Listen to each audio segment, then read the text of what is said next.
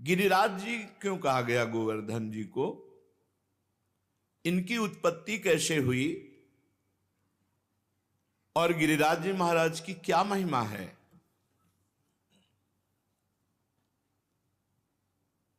श्री नंद बाबा ने गर्गाचार्य जी को प्रेरित किया महिमा वर्णन करने के लिए। उपनंद आदि बड़े बड़े महापुरुष ये सब बैठ करके गिरिराज महाराज की महिमा सुन रहे हैं। साक्षात परिपूर्णतम भगवान श्री कृष्णचंद्र जो असंख्य ब्रह्मांडों के अधिपति हैं, कर्तुम अकर्तुम अन्यथा कर्तुम सर्व समर्थ हैं। जब पृथ्वी का भार उतारने के लिए स्वयं इस भूतल पर पधारे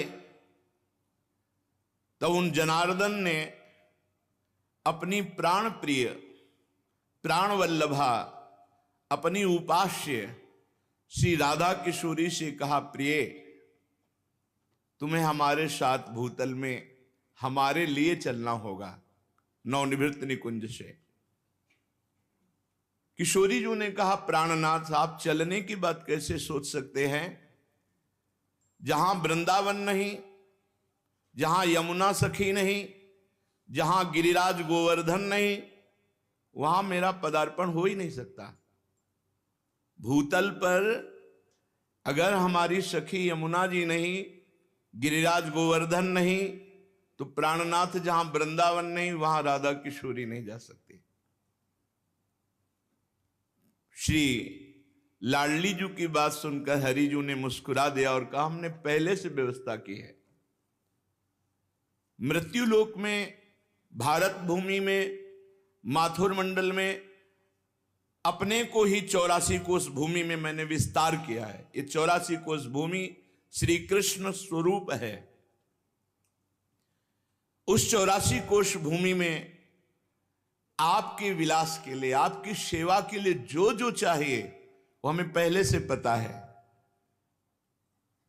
यमुना जी, गोवर्धन, संपूर्ण आपके सुख के लिए वृंदावन की शोभा भूतल पर उतरेगी। नंद बाबा ने पूछा, क्या पहले से गिरिराज जी महाराज ब्रजभूमि में प्रकट हो गए? तो कहा, नहीं, इस शालमली द्वीप के भीतर द्रोणाचल के गर्भ में उत्पन्न हुए थे। जो द्रोणागिरी है उनके पुत्र हैं गोवर्धन जी महाराज, वहां प्रकाशित हुए थे। जब गिरिराज जी महाराज प्रकट हुए थे तो समस्त देवताओं ने पुष्प वर्षा करके गिरिराज जी महाराज का अभिनंदन वंदन किया। शालमली द्वीप द्रोणागिरी पर हिमालय आदि पर्वतों ने, सुमेरु आदि पर्वतों ने आकर के गिरिराज जी का पूजन किया, प्रणाम किया, परिक्रमा की। और विधिवत पूजन करने के बाद समस्त पर्वतों ने हाथ जोड़कर गोवर्धन जी की स्तुति प्रारंभ की।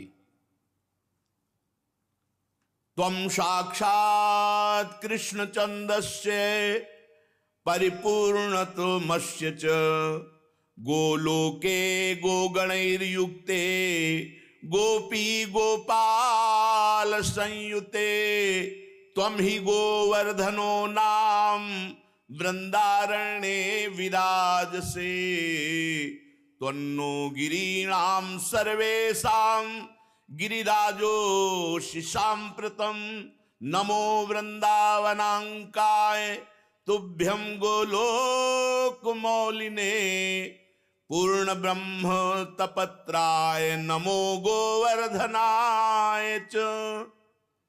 समस्त सुमेर, हिमालय आदि बड़े बड़े पर्वतों ने गिरिराज महाराज की स्तुति की। हे गिरिराज, तुम साक्षात परिपूर्णतम भगवान श्री कृष्ण का स्वरूप हो। भगवान श्री कृष्ण की प्राण प्यारी गौओं का समुदाय, गोपाल, गोप सुंदरी गोपियों का समुदाय, ये सब आपकी तलहटी में आनंद प्राप्त करेगा। तुम्हारा नाम गोवर्धन है, तुम वृंदावन में नित्य विराजोगे। इस समय हम समस्त पर्वतराज आपको गिरिराज पदवी प्रदान करते हैं। द्रोणागिरी की गोद में प्रकट हुए गोवर्धन महाराज को गिरिराज पदवी प्रदान की समस्त विश्व के महान महान पर्वतों ने। वृंदावन सच्चिदानंदमय है, गोवर्धन भगवान द्रोणागिरी में विराजमान है। समस्त देवता गिरिराज सुमेरु आदि स्तुति करके गोवर्धन जी महाराज को प्रणाम करके परिक्रमा करके सब अपने अपने स्थान को गए। उसी समय महिमा सुन करके कि द्रोणागिरी पे गोवर्धन जी महाराज प्रकट हुए हैं, बड़े ही तप के धनी पुलस्त ऋषि कौतुकवश दर्शन करने के लिए गिरिराज जी द्रोणागिरी पर पहुंचे। देखा द्रोणाचल की गोद में गौर श्याम वर्ण, गिरिराज जी के शिलाओं में आभा प्रकट होती गौर श्याम। एकाग्रता पूर्वक जब गिरिराज जी की परिक्रमा करो, दूर से देखो तो कुछ शिला में गौर रंग, कुछ शिला में श्याम रंग आपको दिखाई देगा। गोवर्धन भगवान ऐसे माधवी मालती सुंदर सुंदर लताएं गुफाएं, बड़े सुंदर वृक्ष जो मीठे फलों के भार से सुंदर सुंदर सरोवर कुंड झरने, महाराज देखते ही पुलस्त ऋषि लुट गए। ये तो महान तपस्या करने की स्थली है, इनकी कंदराओं में तो बहुत आनंद आएगा ध्यान करने में भगवान का। सैकड़ों शिखर गिरिराज जी महाराज के रत्नमय, विविध रंग बिरंगे धातु, विविध शोभा पुष्पों की, नाना प्रकार के पक्षी खग कोलाहल कर रहे, झरने गिर रहे, मृग और बहुत से बंदर, मयूर, केकिका ध्वनि, बड़ा आनंद गिरिराज महाराज। पुलस्त जी के मन में इच्छा हुई कि ये पर्वत हमारे अधिकार में आना चाहिए, गोवर्धन। द्रोणाचल से कहा, द्रोणागिरी मैं तुम्हें आदेश करता हूं अपने पुत्र का मुझे दान करो। द्रोणागिरी के पुत्र हैं गोवर्धन जी महाराज। तुम पर्वतों के स्वामी हो, तुम्हारा बड़े बड़े ऋषि मुनि तपस्या के द्वारा आदर करते हैं, तुम बड़ी औषधियों के पुंज हो, दिव्य औषधियां तुम में प्रकाशित होती हैं।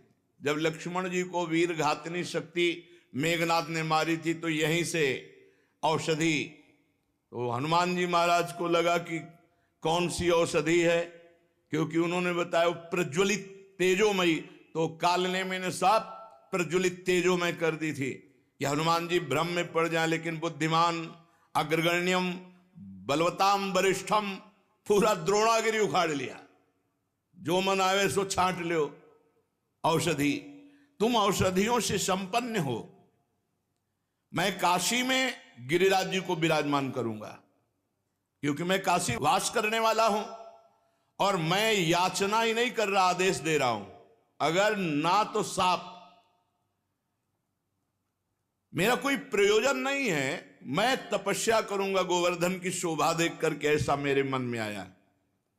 भगवान विश्वेश्वर की महानगरी परम पवित्र मोक्ष प्रदायिनी काशी में जाकर गिरिराज गोवर्धन को विराजमान करेंगे।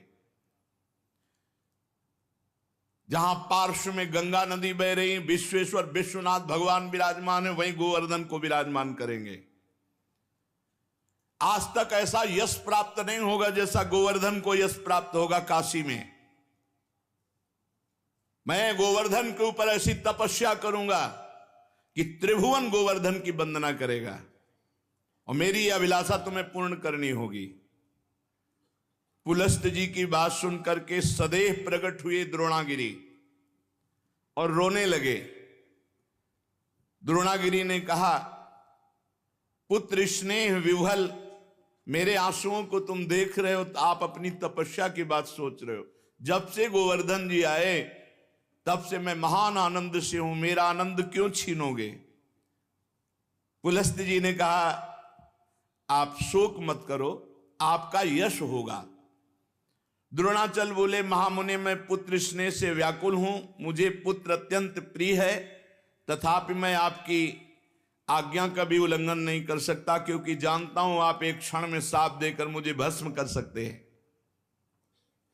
द्रोणागिरी गिरिराज जी को अपने अंक में भर के कहा, पुत्र कुछ भगवान और रचे हैं, इनकी सोच अलग है लेकिन कुछ भगवान और रचे हैं। भगवान का संकेत मानकर मैं तुम्हें इनको दान करता हूं। भारतवर्ष बड़ा पवित्र देश, धर्ममय देश है, जहां केवल भारतवर्ष में धर्म, अर्थ और काम मोक्ष की आराधना होती है। निष्काम कर्म के द्वारा, ज्ञान योग के द्वारा तत्वबोध या प्रेम केवल भारतवर्ष में। मैं तुम्हें प्रदान करता हूं पुलस्त ऋषि को। गोवर्धन जी ने महान ऋषि पुलस्त जी से कहा, थोड़ा आप हमारा परिचय भी तो जान लें। 8 योजन लंबा, 8 चौको 32 कोश, 2 योजन ऊंचा, 8 कोश ऊंचा, 5